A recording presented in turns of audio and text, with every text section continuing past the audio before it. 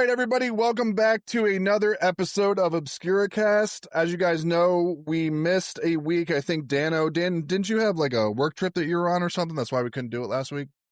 Yeah, I was in Austin, Texas. Okay. Well, just let everybody know we're trying to do it on a weekly basis. We just had a little bit of a snafu and it's nobody's fault. We'll try to get back on our regular schedule for you guys because we were sort of humming along there as far as views and stuff. So that's all good. Yeah. There's a lot of engagement with the podcast, and obviously, ultimately, that's what we want. So we're really happy that you guys are supporting us and listening and that kind of stuff. If anybody doesn't know that's new to the podcast, we're also not only on Spotify, but we're also on Apple Music.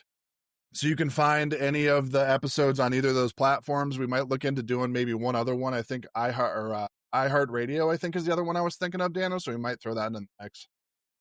Sounds good.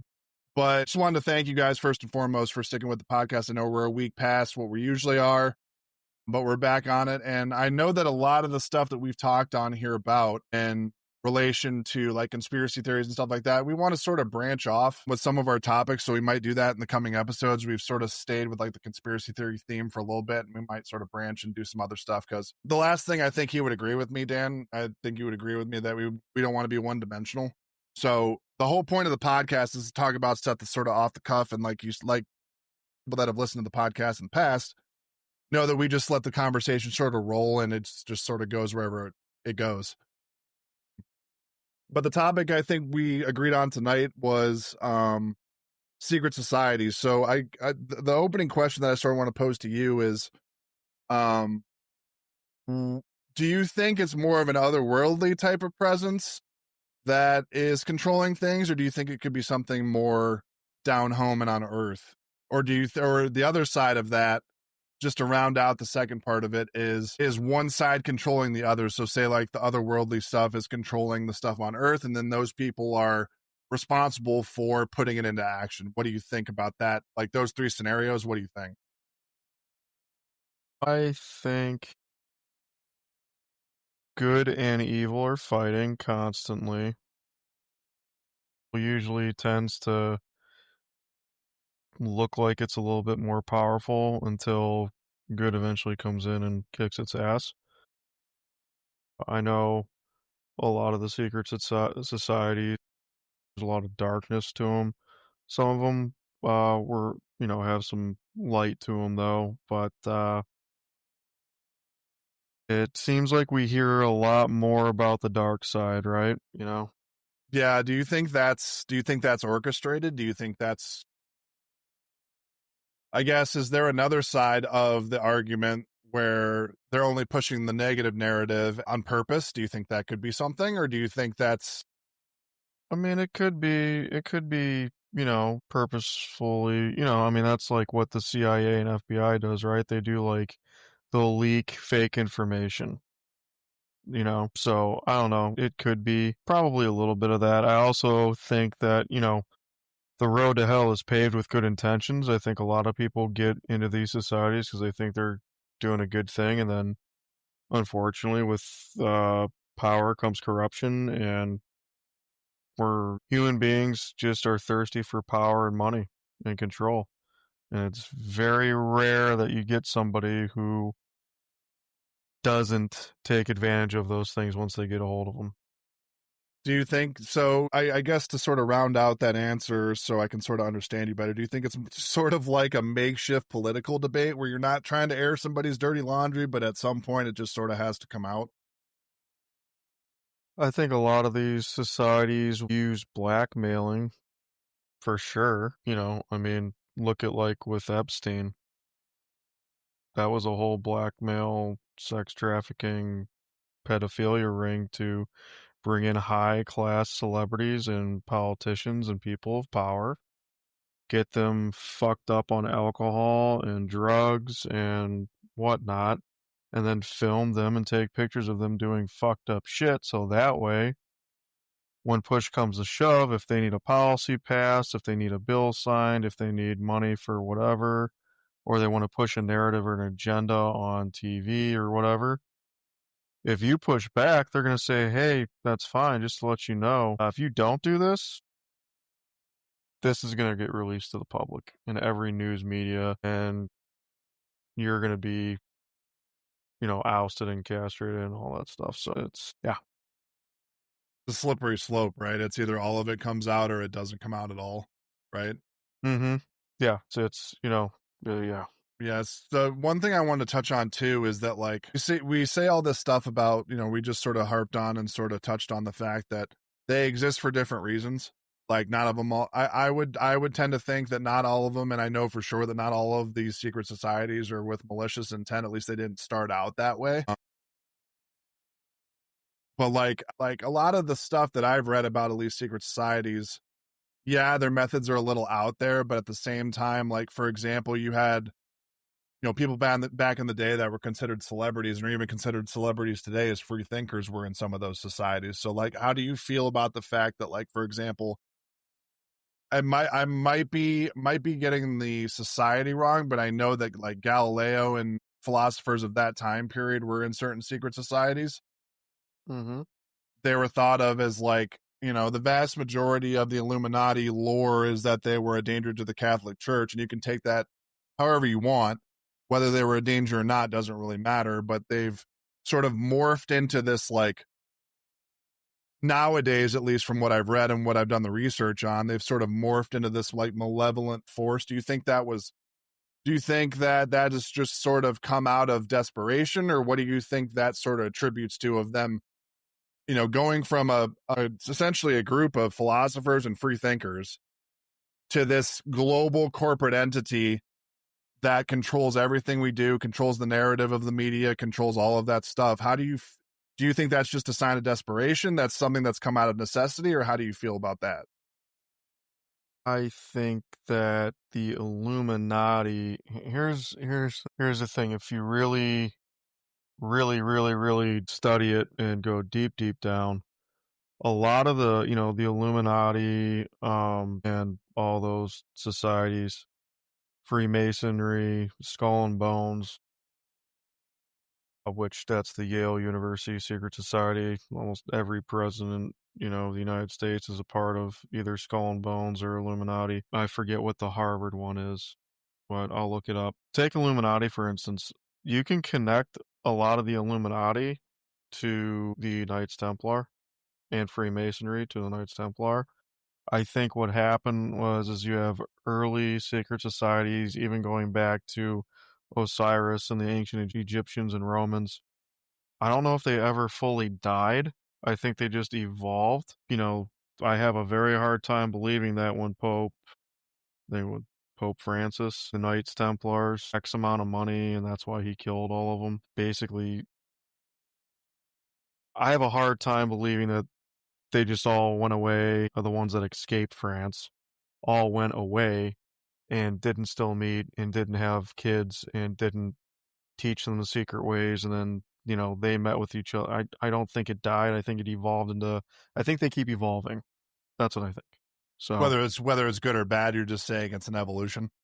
and I think there could be a split. And so like, take Freemasonry for instance. Which is one of the big. We're actually going to get into the big three. That's one of the big three. I Right. actually glad you brought And them there up are because they're, like, sort of the foundation. yeah, so there are secret societies inside secret societies. Right. There's That's different sects of the that's society itself. It's how big is the spider web, is, I guess, is the question right. for each one. You got Knights of Columbus and you got all sorts of stuff. So yeah, it's crazy when you do a deep dive on it. So the big three that we're going to talk about, obviously we mentioned the first two already. So the Freemasons and the Illuminati, and then the other big one that I was looking up, and I actually looked up I think I know the Harvard one that you're talking about. I looked it up while you were talking. Is it the Porcellian Club? I think so, yeah. So the Porcellian Club, I actually knew what you were talking about. I just couldn't pinpoint the name because I've heard of it. Mm-hmm. It's essentially a fraternity, you know, whatever you want. It's a group of Harvard. I think they're students. I'm pretty sure, or They're students, or if yes. they are academia, they're former academics They're of Harvard. all students. Okay, so essentially, what it is it's like a select group of guys, and it's a fraternity. It's one of the most prestigious fraternities or societies in the scholastic realm. Like you obviously mentioned the Skull and Bones thing from Yale, but this would be like their counterpoint for Harvard, because obviously Harvard and Yale don't really mesh. They don't really like each other. But I guess where we'll start is the foundations of the Freemason stuff. Like what the Freemasons started out to be, at least from what I can gather, is they were started out of like old school and like a rise from stonemason guilds. So like I guess what I would say that is, if I had to put something like a word on it, is sort of like not a guild, but like a union like we have now. So like a lot of unions, especially in the corporate world, stick together. You have union benefits, you have union dues, that kind of thing. I would have to imagine that even back then, when they started or it was formed as an actual like group of people, I would wonder if they had the same kind of constraints where like you had to pay so much to be a member, or you had to do so much to be a member and all that kind of stuff. But they've sort of woven their way. I mean, the Freemasons sort of were the foundation, like I said, no pun intended. But their reach and their like influence over pretty much the world is basically what started and sort of folded into the other ones. So like the Freemasons were like the foundation, like I said before. But they've woven themselves into politics, into architecture, into religion, into every single facet of human existence. When does that turn into an autonomy, or has it already turned into an autonomy? And what does that mean going forward? Because like I said, they're the foundation for pretty much every other society. From what I've read and the research that I've done, they've sort of taken the torch and sort of passed it on and sort of formed these other sects of different secret societies. So I guess, when does it become an autonomy and when does it become dangerous? Like, you have too much sway? Is there a tipping point where it becomes too much sway and then you have a problem? Like, where do you stand on that point? I mean, yeah, you could definitely have too much sway if you have enough,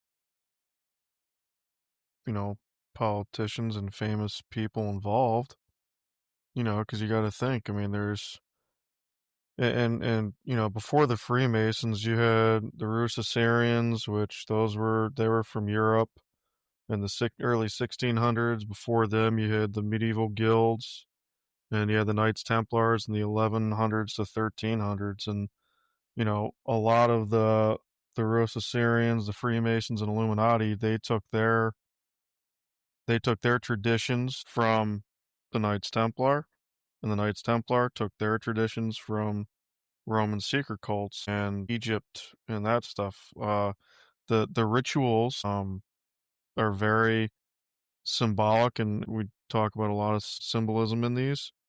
I think that they are autonomous to an extent, especially with the rituals, right? Everyone starts at the beginning. Everyone starts at the very lowest point, and then they work their way up. But anytime you get a bunch of powerful people together in the same organization, I mean, it happens in every facet. It happens in your local government at a nationwide level, not just the US, but all over the world, and probably worse in other countries. Hell, it happens in sports organizations. So any organization that gets too much money and too much power, it usually doesn't end up very good. And I mean, and you're not dealing necessarily with people that are unintelligent, I guess is the right word. You're dealing with a vast majority, at least for some of these, they're sort of the philosophers and the scientists and whatever that are at the top of Secret the food chain. teachings. It's the whole reason that they're there.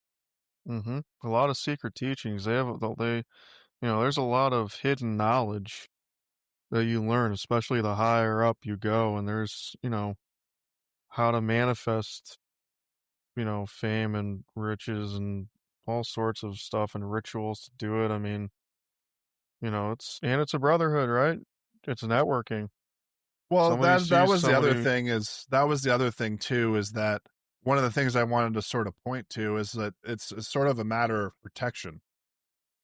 It's like-minded individuals that, for better or for worse, see the same values and see the same point of view you do, or POV. And as human beings, at least for my part, we tend to gravitate towards stuff that makes us comfortable. Whether that's money, whether it's company, whether it's pleasure, whether, whatever your, vice of choice is, we like to have a state of comfort, whether it's detrimental or not. And a lot of these also dealt big time with religion, Yeah. with biblical traditions, and it was a religious thing too. So there's that. The other thing I wanted to get into too was, so was sort of talked about the Freemasons, like I said, and you could disagree or agree or disagree if you want to. It's your prerogative. It's like they were sort of like the first like ones to make the jump into being like, I guess the right word is influential. I mean, all of these are probably influential in some form or fashion, but they were like the first like celebrity group of people, I guess, quote unquote celebrity, to throw themselves in every facet of human existence. And then the really cool one that we talked about is probably somebody, you guys probably know a little bit more about the Illuminati than the Freemasons, because the Freemasons are really, really intricate. And then the other one we want to talk about, this people might know, and I'm a huge Dan Brown fan, and he talks about and Dan Brown's a writer. So if you guys have ever seen like Angels and Demons or read those books or Da Vinci Code, that's Dan Brown. He deals a lot with the Illuminati. So if you guys have never heard of the Illuminati, a lot of people should know who the Illuminati, or at least heard the term before, or the group name. But that's sort of what I wanted to get into too, and we'll talk about one more after we're done with this, and just sort of segue into the other ones. But I think these are probably the two that people would know the most about or have heard of the most.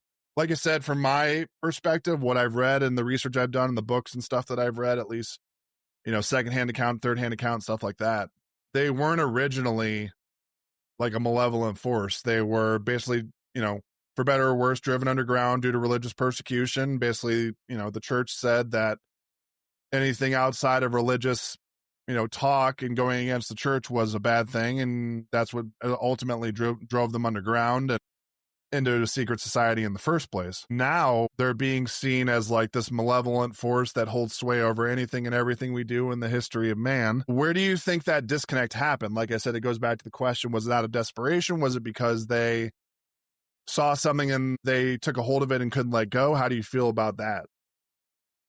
As far as from the people on the outside looking in? Yeah, so like if you were to give me both sides. Give me both sides. So what you think, and then sort of the public perception. I think, like I said, that they understand this. If you take the universe and this earth, everything is made up of symbols. Right. Right? Mathematics and symbols. Well, our own speaking language is symbols. Right. Like, it's just a collection of symbols that happen to make a word, and phonically it makes sense to us because we've heard it our entire life.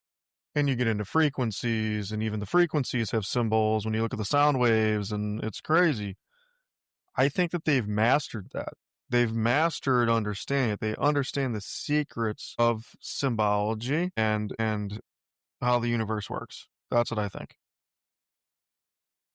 That's from an internal standpoint. And they have these traditions and these, initiation rites and stuff like that. And this is what ruined the Knights Templar. Was the same thing, because the Knights Templar back in their time, they were very fucking popular. They were bankers. They had a lot of political power and stuff, just like the Freemasons do now. And what happened is that, which is exactly what we're getting into with Freemasonry and Illuminati. People on the outside that don't know what the fuck's going on. People don't like not knowing things, right?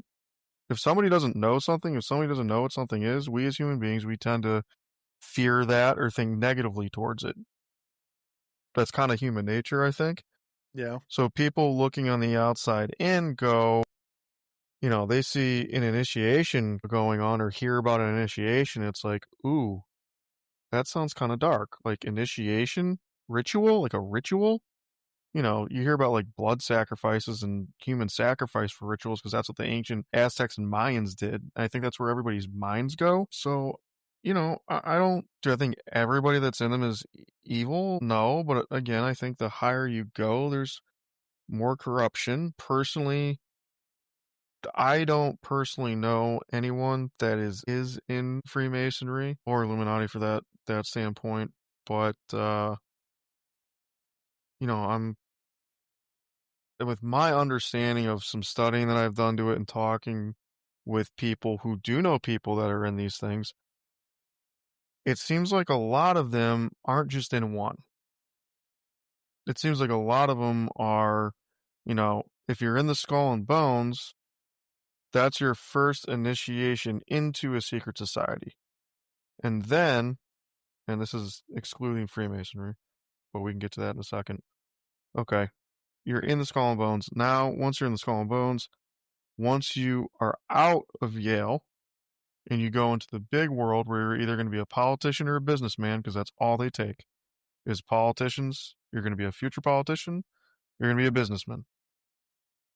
Okay, you get into the real world. Now that you've graduated from Skull and Bones and, you know, we got you raping some girl in a dorm on video. She was underage.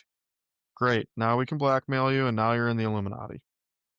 Because the thing is, they have dirt on everyone.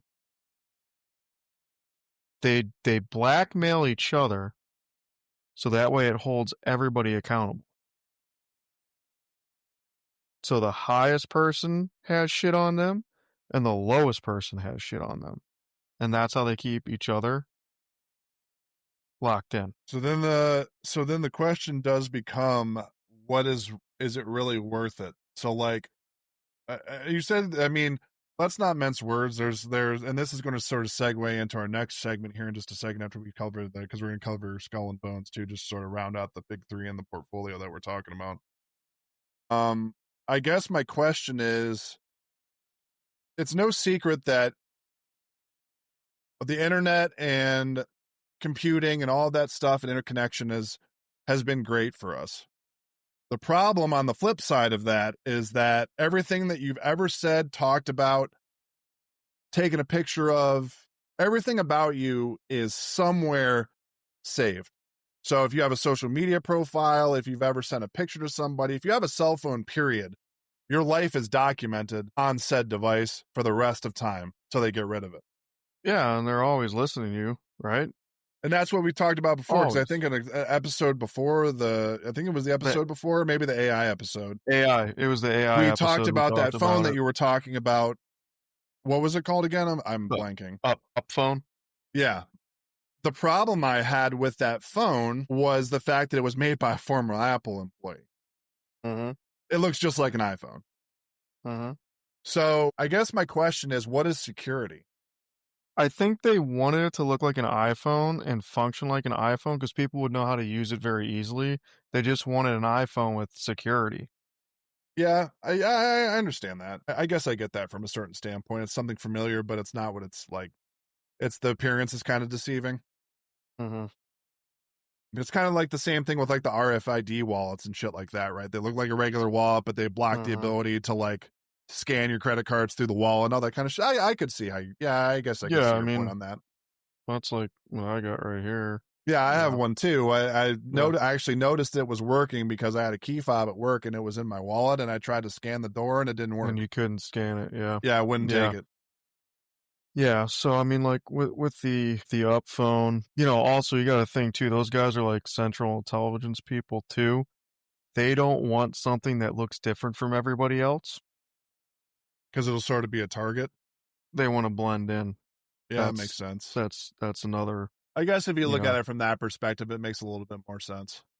But at the same time, like I said in the other episode, I don't want to get too far off tangent here, but the one thing I had a problem with was that it was a CEO or somebody high up within the Apple community had to design the phone. And my problem was that if I'm going to take this person's word for it, I want to see how he views Apple after he left the company and all that kind of stuff. I want to see sort of where he stands on that. But anyways, the third one we wanted to get into as far as the societies go in the big three was the Skull and Bones that you talked about. Now, like we said, that's a Yale University thing, probably the exact same counterpoint or some of the same idea that the Porcellian was for Harvard, or is for Harvard rather, because it's not like it went anywhere. That one is primarily, like you said, presidents, CEOs, and government officials. So if we're talking about a big three, that would have to be the big three that sort of govern, not the economy, because we'll get into another. I want to sort of, the Illuminati also are not just segmented to intellectuals. They also hold sway over pop culture because there's been a lot of talk about different celebrities and different public figures and that kind of shit. In movies and TV shows. In movies, and TV shows, how they lyrics and manipulate all the mass media outlets and all that Yep. kind of stuff, whether it's a movie, TV show, talk show, you name and it. And CIA's highly involved in it. Right. Yep. But you see it in music videos of like quote unquote Illuminati stuff being done, whether it's hand signals, propaganda that's hidden in the music video somewhere with like a pattern of people or something like that. You see it all the time with the symbolism and the celebrity rumors and all that kind of stuff. In your opinion, with societies or secret societies in general, do you think the economy and pop culture are the two most important things that they hold sway over, or do you think there's more to it than that? Do you think those are the two big ones? Because I tend to think that if you hold sway over people's public opinion, that would be like your celebrities and what they're doing and what's sort of quote unquote accepted within society, as well as how society works from an economic standpoint. Do you agree with that, or do you think there's another piece to that, or where do you stand on that one? Oh, I totally agree with it because I think 90% of people are stupid. They don't think for themselves. Like, there are people out there who are going to vote on politics based upon how LeBron James thinks if he talks about politics, or if he wears if LeBron James is holding an iPhone, most kids are going to go get a fucking iPhone. Well, I wouldn't even say kids. James, I would say just people in general. Just adult people in general. Right. If LeBron James tomorrow decided, you know what, I'm going to get rid of my iPhone and get a Samsung, most people would be jumping towards a fucking Samsung. You know, and it could be, you know, Tom Brady. It could be fucking Beyonce, whoever. It doesn't matter. Any celebrity star, Tom Cruise, fucking. That's why he's got so many people in Scientology, because they get fucking Tom Cruise and all these celebrities to fucking go join it, which that's not even a secret society. That's just a religious cult, but whatever. The other one too that still go. Have you ever heard of the Bohemian Club? I'm actually going to touch on it here in a second. Okay, cool. Yeah. So with the U.S. politics and foreign policy and all that stuff, and then you have the flip side of like pop culture. So you agree with the fact that those are probably the two most important things that hold sway over society, is how things work from an economic standpoint, as well as what the general populations deems as right or wrong. Yeah, because like think about like Fox and CNN, right? Two fucking extremes, but at the end of the day, they're owned by the same goddamn people. And what they're going to do is they're going to try to spread each other and separate this country, because if we're all the people are fighting each other and we can't agree and we can't unite and be a unity like we're supposed to be, so we can tell these politicians go fuck themselves. You're supposed to vote for us. You know, because that's the problem, is that I don't care who you vote for, they're not voting for us. They're voting for whoever donated to their fucking campaign, their political campaign for election or re-election. Their donors, like Pfizer and Pepsi and fucking, you know, Johnson & Johnson and BP, British Petroleum, all these huge companies that donate millions of dollars to these people's election campaigns, they're not doing that to be nice. They're doing that because they own them. Now that politician owes them a fucking favor. And like how, and this goes in with the secret societies, okay? Blake, do you know what a lobbyist is? To a certain degree. I don't know the Webster's dictionary definition, but essentially What's your definition of it? My contention is essentially a lobbyist would be somebody that has something to gain from that person moving up in the world, let's say. Let's cut it down to something general. They have something to gain, so they're going to put forth the effort, money, whatever. Whatever the thing is that they can push that person forward with, exposure, money, whatever. That's essentially what I would say from that standpoint, is that's what a lobbyist would be to me. Okay. You want the very simple definition or very simple answer to what a lobbyist is? It's legal bribery. Yeah, that's the shorthand version. Yeah. That's legal bribery. Do you know that I looked this up? If I wanted to, if I owned a company, which I did at one point, okay? I actually looked this up. You got to be an owner of a company, of a corporation. And for a fee out here in Pittsburgh, in the city that I'm in, $50,000, I could go get a lobbyist license. It's all it costs, 50 grand, go get a lobby license.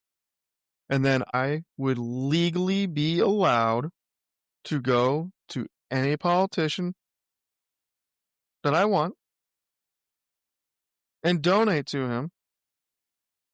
So that way he will owe me a favor later and vote to how I want them to vote to push policies. How in the fuck is that legal? Is it at the state level, or are you talking federal level? It happens at all levels. Okay. I'm just trying to sort of narrow the box of Mhm. what you're talking about. That's what I'm trying to get at. So you're So saying just on a scale from 1 to 10. Yeah. So Where what do you, I'm so basically I just want to sort of get where your head's at as far as that's concerned. So with the lobbyist stuff, do you think every politician is guilty of lobbyism? Yeah, they have to be. All right, let me retract that. Any politician who's in Washington for more than like 4 years, 5 years, if you're a career politician, you're bought. You're absolutely bought. And now, because of the internet, like you said earlier, we have receipts now. We can see where those donations are coming in from. And it's funny when you look at between all these cliques that these guys are in, between Freemasonry and all these quote unquote secret societies that they all belong to, it's interesting to see where the money comes in from and then how they vote and also how they trade stocks. Like Then our you're getting congressman, into the economic stuff that we were talking about before. right, So right. you're already And 50% of the way there.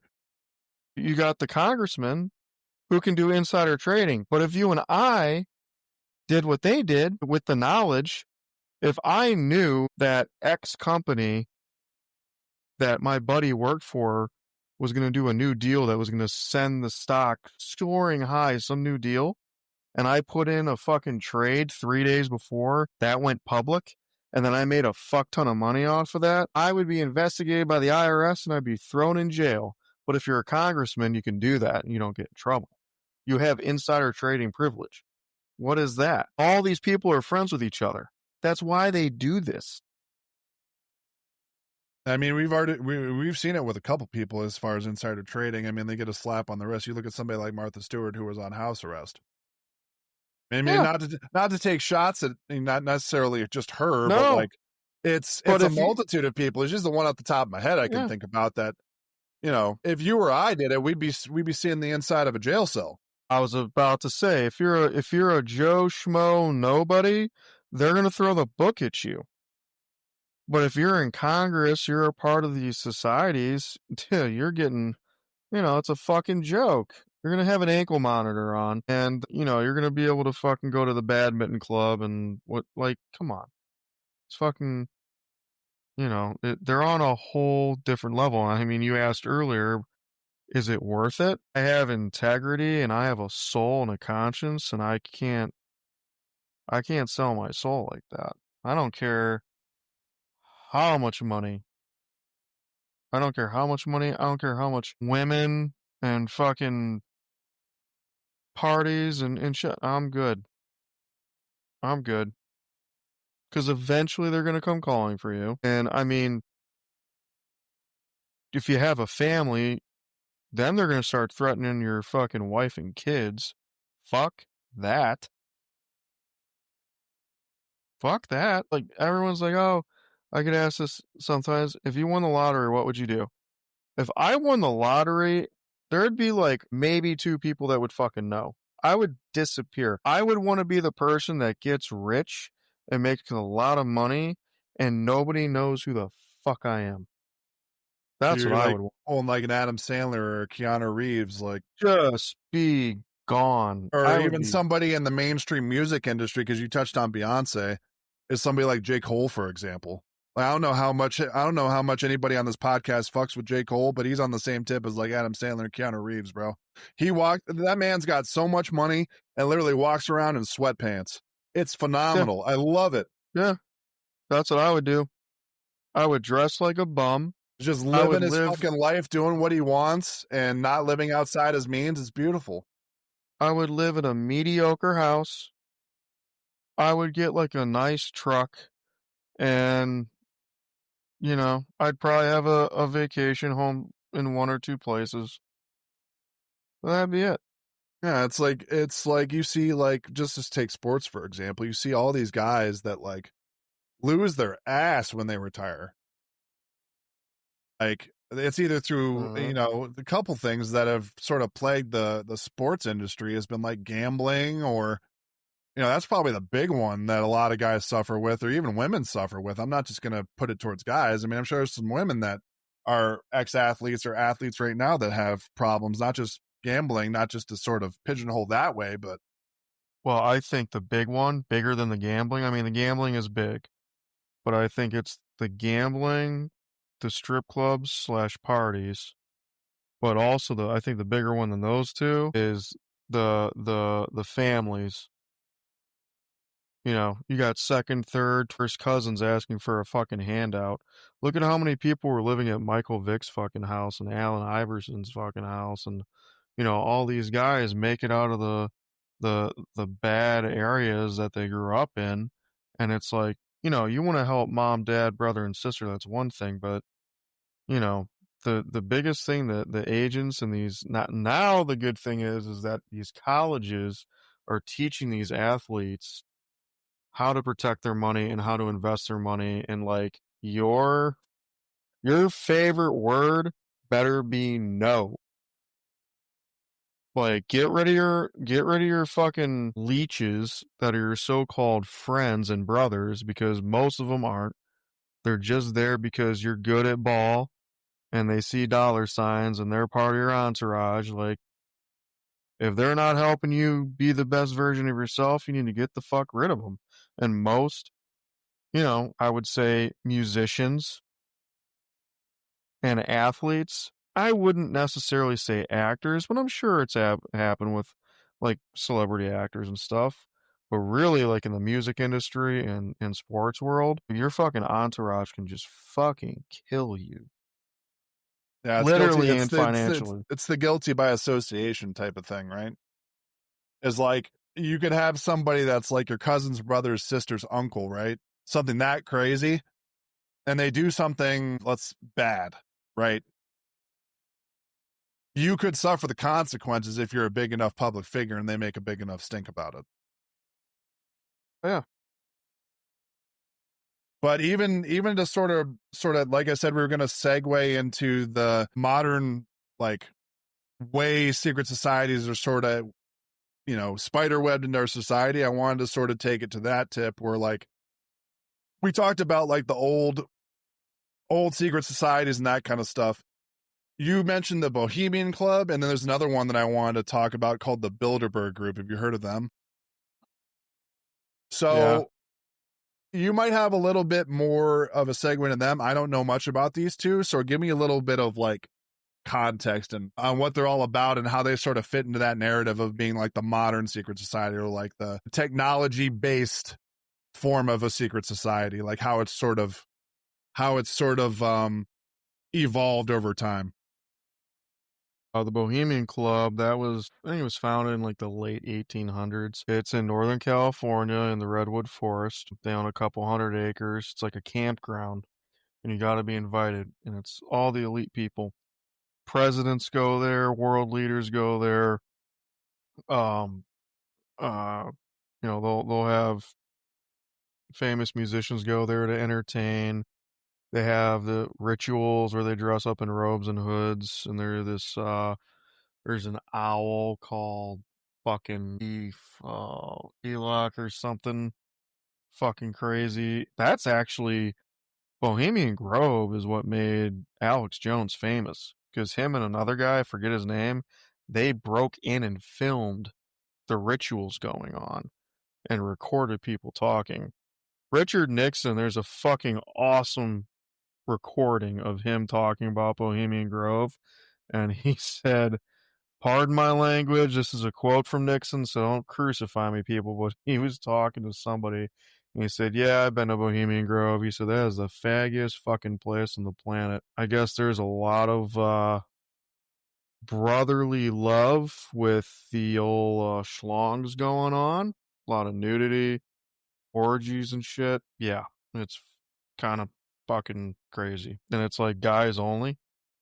No women are allowed. It's weird.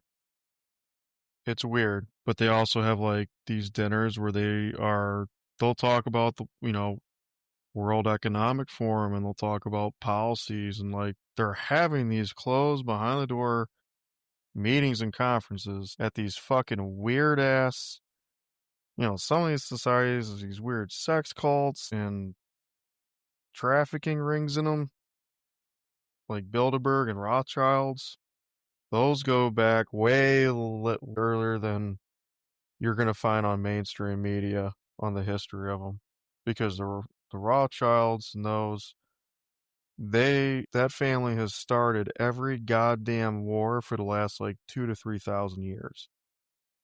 If you actually read the real history of the Rothschilds and Bilderbergs. So and again, a lot of these people, Blake, are all in the same clubs.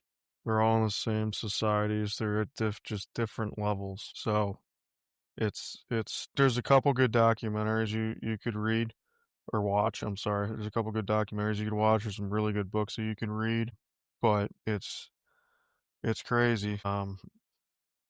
Again, they do a lot of shit. They take pictures and videos so they can blackmail these politicians, and again, hold each other accountable to be like, hey, if you say anything that doesn't fit the narrative, or you go back on your word of what you said here, we're going to release this shit. Yeah, it's so we talked about sort of like the pop culture and the economic standpoints of like what would hold sway over society.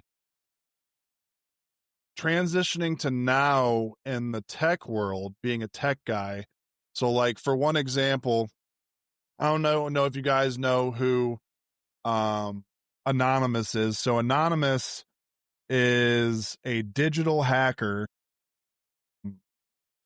that basically he sort of plays the middle ground. He's kind of a white hat and he's kind of a black hat. But what he does is sort of like he's sort of a whistleblower. And I use the he because he's genuinely thought to be a man. Could be a woman, I don't know. That could be a part of the facade, I don't know. But essentially, he is more or less responsible for leaking information that's, it's either detrimental or it's positive, right? It's one of the two. But the whole shtick of him releasing the information is being that a whistleblower, giving you the information from a tech perspective of like cybersecurity snafus and like what really happened in cybersecurity cases that they're not telling you and all this sort of stuff dealing with tech and computers and things like that. What were we going to say? Was that like Snowden? So Snowden is a little different. Snowden was like nobody knows who Anonymous is. Does that make sense? Like he's a figure. Makes sense. That's the name. Yeah. It's in the name. He's a tech figure that nobody really knows or has a bead on of who he is. So Edward Snowden at least has a name put to him, right? We at least know who the whistleblower was. Well, I was just saying whistleblower, so it's like this. It's the exact from that Snowden perspective. Yes, intel. Yeah, from that perspective, okay. It's the exact same scenario. But the reason I mention Anonymous and him being one of the prolific figures inside of the tech world is how these societies have sort of gone the route of, social media, and not just social media, but tech in general, media and finance, how the underground groups have sort of morphed into these online groups because of the intricacies of the internet, and how tech has sort of revolutionized things with meeting people and blogs and Twitter and, well, Twitter, now X, YouTube, Reddit, all this stuff has become available to us by the click of a mouse button. My question to you would be, is that something that makes it more dangerous? Because I would agree that it would. I think you'd be stupid, and not necessarily stupid, but unintelligent, to think that the revolution that was the internet and the interconnectivity we got from it makes things so much easier than it used to be. Because before, you had to meet in the same place. There was a designated time, who was coming, that kind of thing. Some of these platforms, especially the groups, if we're talking about secret societies, there's an open platform. You're allowed to come in and just start talking. Some of it is tucked under the rug as a secret society, but some of this stuff, like I said, we don't know who Anonymous is. I don't think there's been any beat on who he actually is, or who the person or the, person behind the mask is. But at the same time, it's a figure, right? Mm-hmm. So like I said, I would argue that stuff now is so much more dangerous because of the interconnectivity. How do you feel about that? Yeah, absolutely. Absolutely. I mean, I just don't know how, like, you're gonna get hacked at some point, right? At some point, you're gonna get hacked. There's only, technically speaking, there's only so much you can do. You can salt the wound, so to speak. So you can make things worse, but at the same time, at some point, and it sort of goes with the same conversation as stuff evolving. Tech is only getting more intricate. People are learning how to do it better. Only like 20, 30, 40 years ago, building a computer was something that you had to know how to do it, right? Like, you had to know every piece of hardware. You had to know, it's gotten so hobbyist. And as somebody that's in the tech industry and builds computers in my spare time, it's become so hobbyist and so quote unquote easy to put a computer together than it was 30, 40 years ago. It's insane. Yeah. Well, and now you have AI that can I could write code for something, not knowing dick about code, because I could just have AI write the fucking code. Yeah. That gets into the, I know we talked about generative and deep thinking AI on the last 2 episodes ago, or the last episodes, 2 episodes ago. Yeah. That's a scary thought too, is that you could go into a blog or a group or a Discord channel or whatever, and you're not even talking to a real person. Yeah. And how do you know? Yeah. And that's what I'm saying, is that, like, you look at stuff like we talked about with deepfake and all that stuff, that just, whether it's good or bad, whether we knew what it was going to do or not, you can make a case for the internet being a good thing, and you make a case for the internet being a bad thing. It depends on your perspective, your POV, and how you see the world, and how you see it, and how you see the application of said internet and all that interconnectivity and the way it works and all that kind of stuff. So, you could play both sides of the fence. You can play both sides of the argument. I would also say, though, it goes off of how you use it. Well, that's what I'm saying. That's right? Sort of like, how what the are application, you what are you putting it towards? What's the application that you're throwing it at? All that kind of stuff. Because if you're doing it in a way that's not hurting anyone, quote unquote, like, it goes back to the principles that we talked about in a couple of previous episodes. It's like, if you're not hurting anybody, you're not hurting yourself, and you're not a detriment to, let's say, the common good, live your life, dude. Like literally, but like at the same time, with great power, you have to have that responsibility aspect too. It's a Spider-Man quote, right?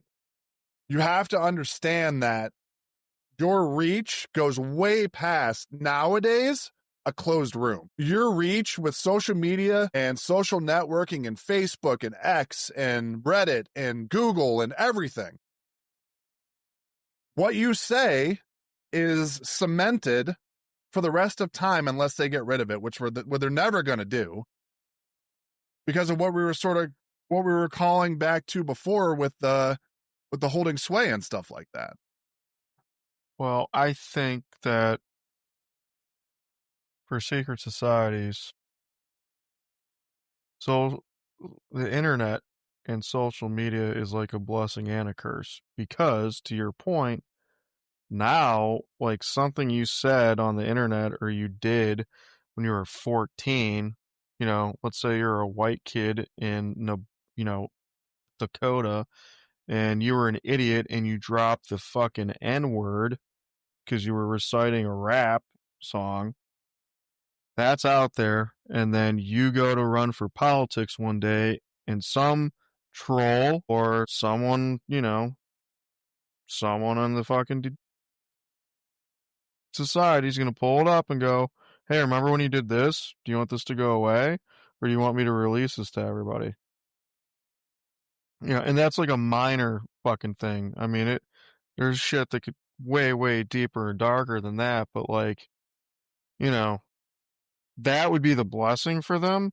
I think that the curse for the secret societies, I would assume that they don't put, I'm going to go ahead and say they don't put their shit out on the internet for people to find, but with people like Anonymous and these IT hacking people, like I would assume that these secret societies also now are using companies or getting their own IT people to, for data protection, so that way their stuff is more secured. But, you know, I also feel like with them, maybe not the Bilderbergs, because they're more finance and stuff like that, but I would assume for Freemasons and Illuminati and those where they're way more traditional and have these ancient rituals and stuff, I would feel hard pressed to think that they're putting too much stuff on computers. You know what I mean? Now, like I'm sure they have conversations on their phones, but I would assume, I mean, when I was in Austin, I went to the Comedy Mothership. Okay. When you go there, you got to turn your phone off and they put it in a bag like this. It's almost like that the wallet you were talking about. Yeah. Like you put it in a bag and it seals and like you can't open it. They have to open it with a device and it like blocks the phone from anything.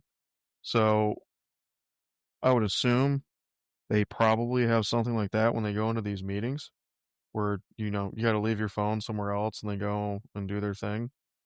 Or they could be dumb and not. I don't know. But Yeah. I would assume that if they're doing that at a fucking comedy club because they're worried about, people's phones recording or doing whatever, I would assume that these high secret societies would be doing the same thing. So, do people sneak in and sneak cameras in?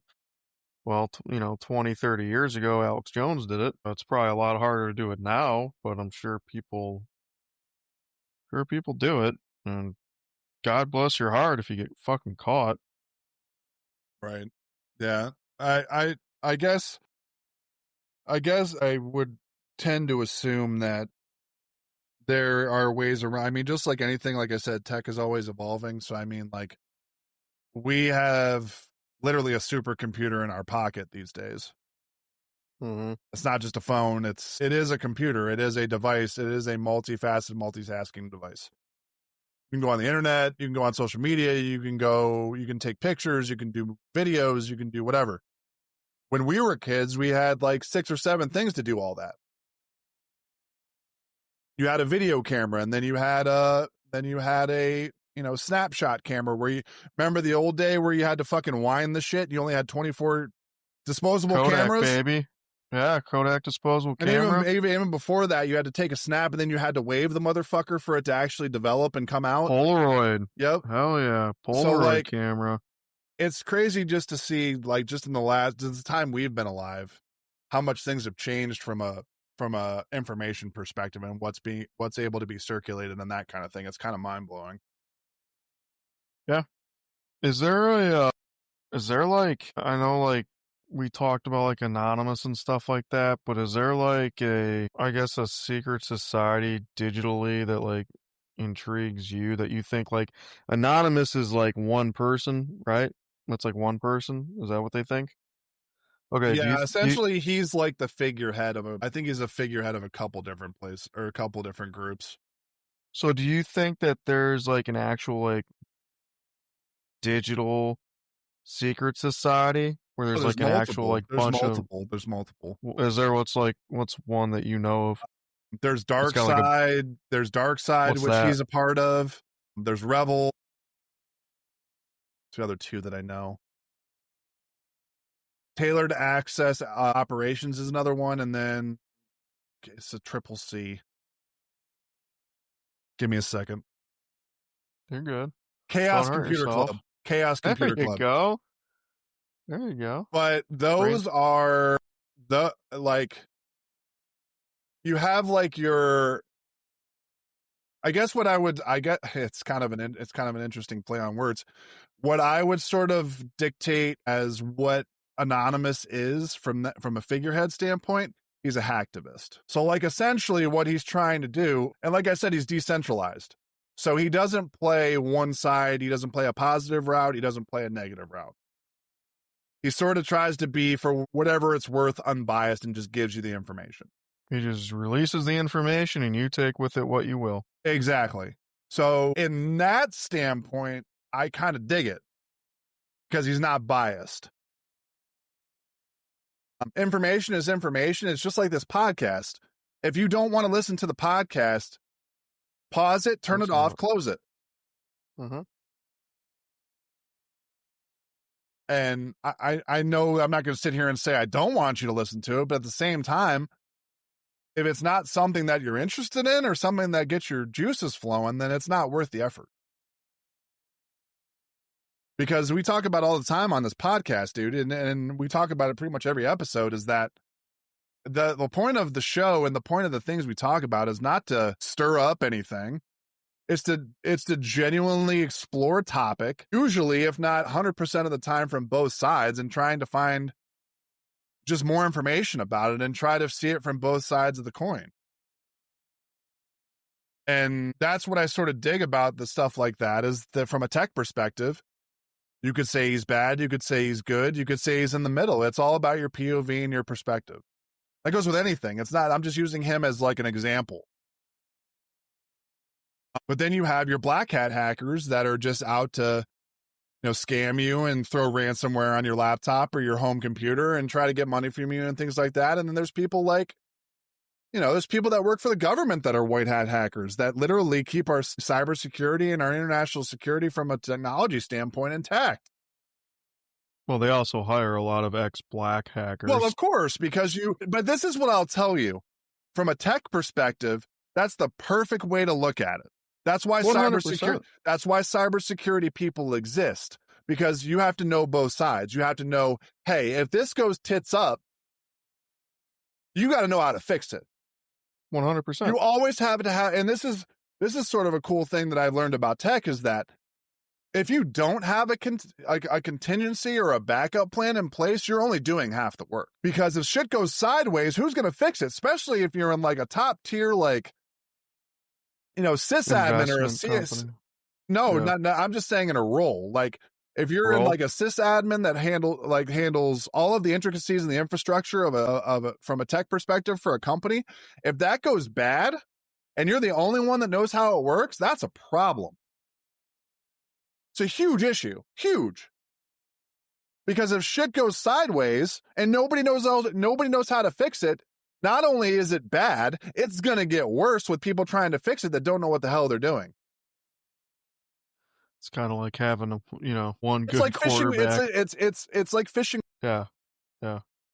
So from that perspective, from a technology perspective, you could sort of attribute that thinking to pretty much anything having to do with, again, it comes back to what we were talking about before, is what you're trying to point it at, where you're trying to go with it. Gotcha. But what I will say in light of the tech stuff, and just sort of wrap up on our last segment, is I wanted to sort of talk about we've talked on the show also about the fact that, we talked about it even this episode about the fact that people want an explanation for things they can't explain. Do you think that the secret societies and stuff like that, of what is actually happening in society, do they need a scapegoat? And that's what secret societies have sort of morphed into. How do you feel about that? Elaborate on that a little bit more. So I guess to make it a little bit more simpler is like, so the world has gone to shit. We're looking for an excuse of why it went to shit. Nobody's looking at themselves. Have these people become the scapegoat for the economy going to shit in certain instances of our realm and our existence as human beings? Do you think they become the scapegoat for everything? No, because people have talked about these for hundreds of thousands of years. That's why I would say no. Secret societies have existed for thousands of years, and they're going to continue to exist. I mean, you can try to say that, they're used as a scapegoat. I would argue that and say it's fucking true. Like, they control most of the world in every facet. So, is that the scapegoat or is that the problem? So where does it become, with that conversation, and staying on that same tip, where do you become a skeptic and not believe in it? And then curiosity as far as trying to find out more about it. Do you have to strike a balance between those two? Or do you think it's one or the other? Well, here's my problem with skeptics. And this can go towards anything we talk about on this podcast, okay? I think being a skeptic is fine, but if you're going to be a skeptic and just say, that's bullshit, you don't believe it, and there's no way that that's true, and then, you're going to die on that hill without even looking into it or giving any thought to the proof and examples and study it and actually look into it. If you're not going to look into it, I don't think you're a skeptic. I think you're just kind of a stubborn ass. So you're talking, so just to sort of clarify, you're talking about like actual tangible proof of where you stand. Yeah, like if somebody's a skeptic, like look into it. I have no problem with people saying, yeah, I think that's bullshit, if they've actually looked into it and they can have an actual conversation about it. Does that make sense? Yeah, so essentially not being, let's say, closed-minded about what you're talking about. Yeah, I would agree with that. And it also comes back to the question too, is that like, does it behoove you? And this is your prerogative. You don't have to be. I'm not saying necessarily you, I'm just saying in general. Does it behoove you just to be curious in your personal opinion? Can I be honest with you? Sure. A lot of the like conspiracy theories that we talk about, and like especially like this stuff with the secret societies and just going into like deep dark shit, the more you go down that rabbit hole and you find out that so much shit is intertwined and there's so much, it's all the same people involved in this shit and everything's controlled, and you really find out that we are given the illusion that we are free and that, we are free in a lot of ways, but we also really aren't. And the world isn't as a great place as it seems. And honestly, like, if you're somebody who lives in this bubbly, happy world or place that thinks that the world's great, don't go down the rabbit hole because it's just going to be depressing for you. Honestly. Like, I like being informed. I like knowing what I know now. But life was sure as a hell of a lot simpler.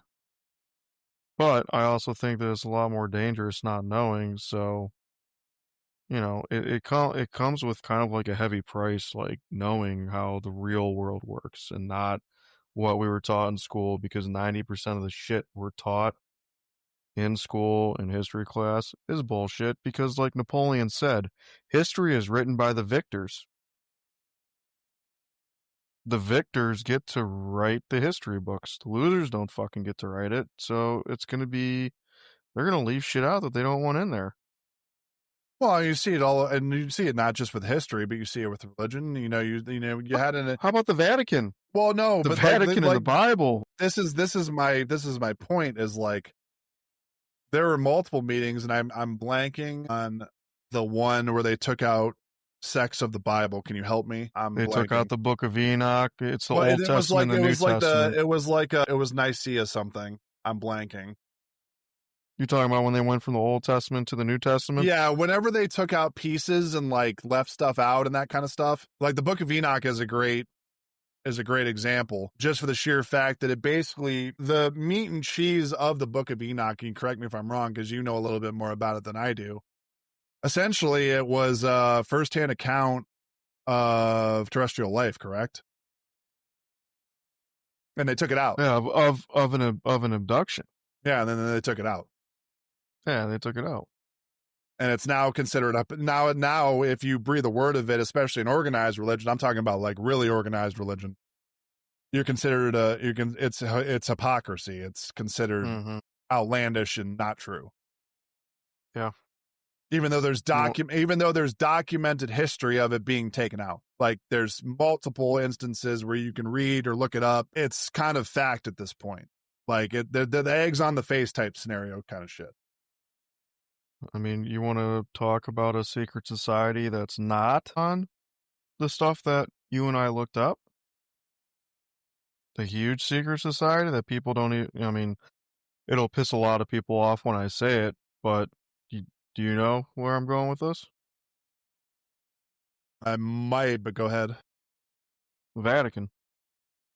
Well, we talked about religion earlier. I mean, that's not a secret. I mean, But here's a nice little history lesson. The Vatican is actually ancient Rome. Ancient Rome didn't fall, it was moved.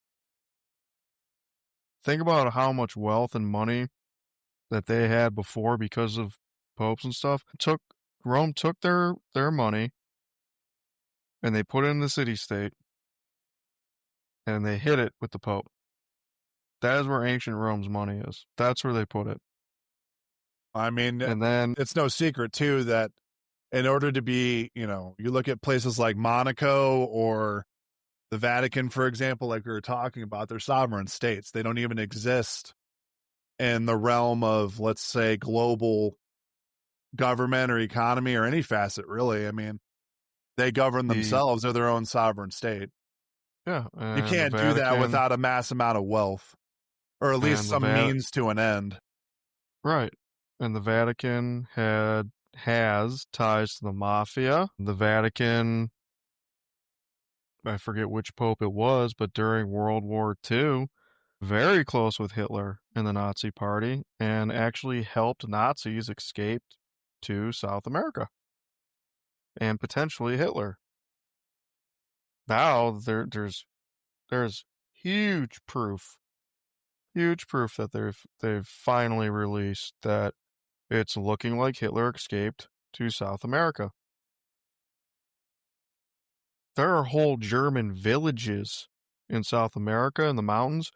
Blake, if you look at these pictures, you'd think you're in fucking Germany and everything's in German. It's crazy. Well, it was like the thing when I was overseas where when I was in Spain, I was literally and that's another one too, is that you could talk about Gibraltar too. Gibraltar is its own sovereign state. Technically, it's under British rule, but it governs itself. It's its own sovereign state. And it's literally, I mean, you want to talk about a strategic outpost. I mean, there's no way on that place other than going up a bunch of rock faces. I mean, literally, I mean, it's gotten much more developed and much more like modernized and stuff. But we're talking back in like World War I, World War II, whenever it was used as a British outpost. You weren't getting on that thing without something happening to you. Did you go to any of the forts? Yeah, I went to a couple actually. Yeah, they're still intact. There's a couple of historical war sites that are up at the top. Pretty cool.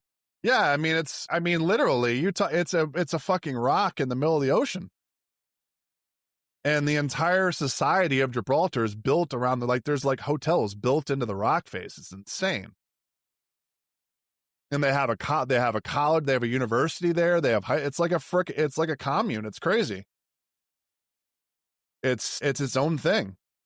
And I would have to imagine that Monaco and like places like the Vatican are exactly the same thing. Once you walk inside those doors, it's their word, dude. Mm-hmm. And they can flip flop it. They can do whatever they want to you, whether it's good or bad, and then you can't say shit about it. You stepped into another realm, brother. Like the common stuff that you see outside those walls doesn't exist in those places. It just doesn't. Yeah. And the other thing too is places like that, like, you know, like you think about the Christians and Jews and like all the different religious sects that were persecuted, and people had to like literally go underground and hide to practice their religion. I think that's where a lot of secret societies, quote unquote secret societies, started. Well, that's what we were talking about. You're it's like the dog into a corner type scenario. Like people will only take so much before they fight back.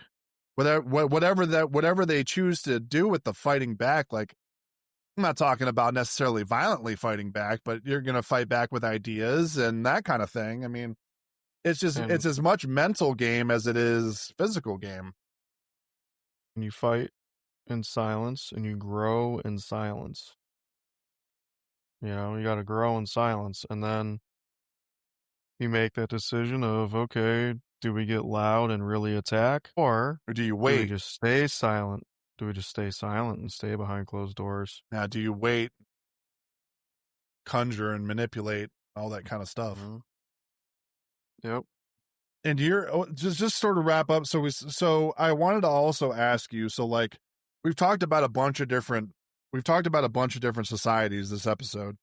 Which group do you think today holds the most sway over anything? Like what would be your contention as far as which one holds the most sway out of any of them? I would say probably the Bilderbergers. Probably the Bilderberg group. Rothschilds and Bilderberg group. Okay. I mean, I don't know as much about those. I don't know as much about those two, but the ones that I have heard of, I would probably say the Freemasons or the Illuminati. I mean, because they sort of one came out of the other. I mean, yeah. Like we were talking about, it's like how, I mean, it's not a touchy subject, but it's a subject that requires you to dig a little bit deper than just the surface. And that's what we were talking about before, is that like, how far do you want to go down the rabbit hole? How much do you want to know before it's the same thing with AI. It's the same thing with extraterrestrial. It's all that kind of stuff. Like, do you really want to push the envelope past a certain point? Because once you do, you could come up with something or come into face with something that you're not ready for, or that you weren't even planning on being there in the first place. Yeah. Like like it could just, I mean, for lack of a better word, it could destroy a lot of people, and it probably has. That's my point. I think it would not just destroy a lot of people. I think it would destroy governments. It would destroy the economy, which, I mean, the economy should have collapsed like 20 times now since like 1995, but they keep manipulating it. The Federal Reserve keeps manipulating it, which probably most of those people are in, secret societies and stuff. It all ties together. I got a question for you. If you could infiltrate one secret society, which would it be and why? Oh, the short answer would be the Illuminati, just because I know the most about them. Okay. It'd be sort of interesting to see what is fact, what's fiction. If the reach is really that bad, or it's been, I don't want to say taken out of context, but essentially taken out of context to the point where It's one or the other, right? They're either they either are what people say they are, or they've been blacklisted and it's really not that deep. You know, it'd be interesting to see which way it went. Whether it's just a bunch, you know, because like I said, from what I've read and what I know about them, it started out as a, you know, group of guys that got together and talked and came up with ideas and that kind of thing. And it's sort of morphed, like a couple of these that we've talked about, it's sort of morphed, whether, you know, whether they are or they aren't, it's morphed into more of a malevolent type of situation than it originally was. I'm not saying they're all like that, but from what I've read on the Illuminati, it'd be interesting to see which way it went. So that's sort of where I stand with that. What about you? I would probably want to infiltrate the Bilderbergers. Kind of the same thing of why you would want to infiltrate the Illuminati. I think the infiltrating Illuminati would be interesting too, but with how much I know about Bilderbergers and everything, I would want to, as long as I could infiltrate and not get caught and just like, well, that's the thing is not be like, seen. I would do a lot of things if there were no consequences, right? I think we can both agree on that one. Mm-hmm. Whether it's good or bad, I would just like the experience. Yeah, I would just want to know what the fuck they talk about for real. Yeah, just sit And on how like involved they are. however long, like it's kind of like if you'd go back and do one thing over in your life. Like, I just want the experience. I wouldn't want anything good or bad to come out of it. I'd still want to live my life, but at the same time, it would be cool to see the other side of things, what would actually happen. I think it would just be cool to be a fucking Or like bug a on the fly on the wall wall type situation. Yeah, just a Yeah. fly on the wall. Yeah. Just that's all I would need.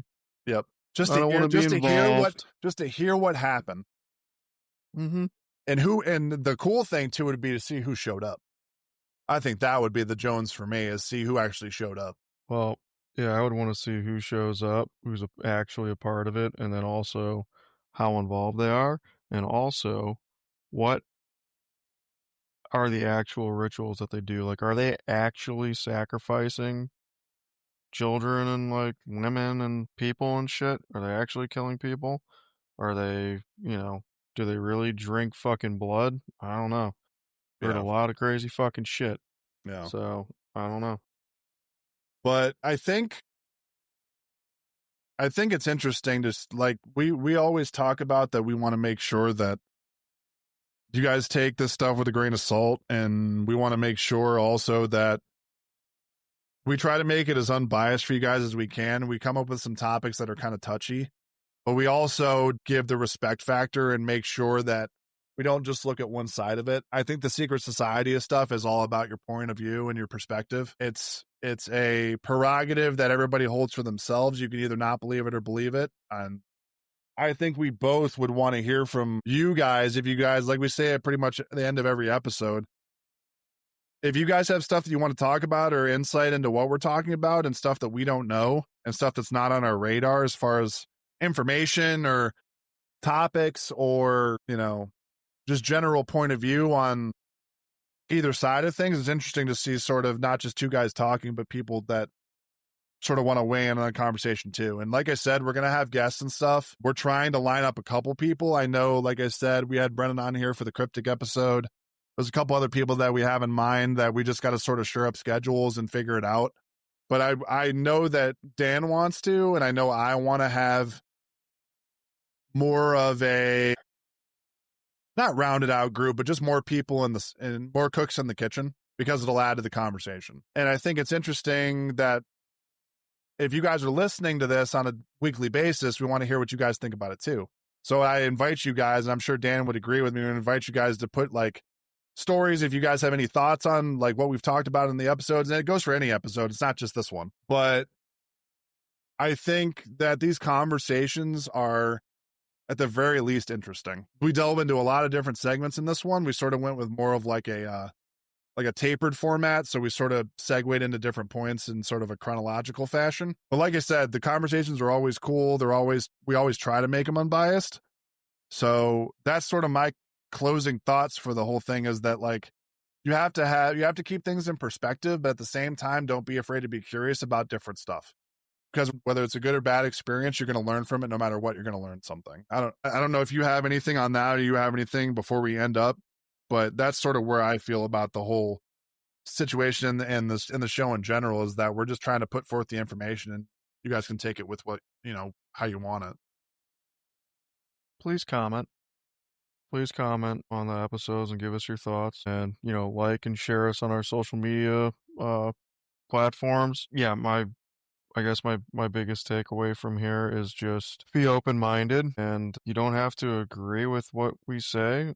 Blake and I don't agree with everything that the other person says, but we respect each other, and you can bring out facts and evidence and do with it what you will. It's just information. That's all we're trying to give you. And then as far as updates and stuff and when we're doing podcasts and when they're going to be up, we have 2 social accounts right now. We have an Instagram and we have an X. So I believe the Instagram is just at Obscuracast. It's all one word, all lowercase.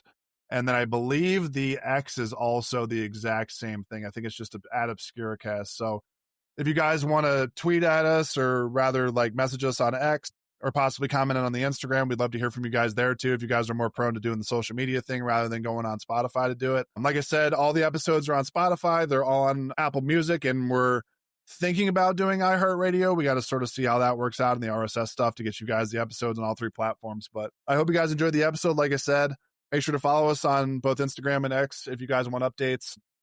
We'll be putting them there. We'll post all the episodes and then some of the snippets as well that we get from the episodes too. So appreciate you guys as always. Thanks for listening, and we will catch you guys on the next episode. See you guys. See you. Bye.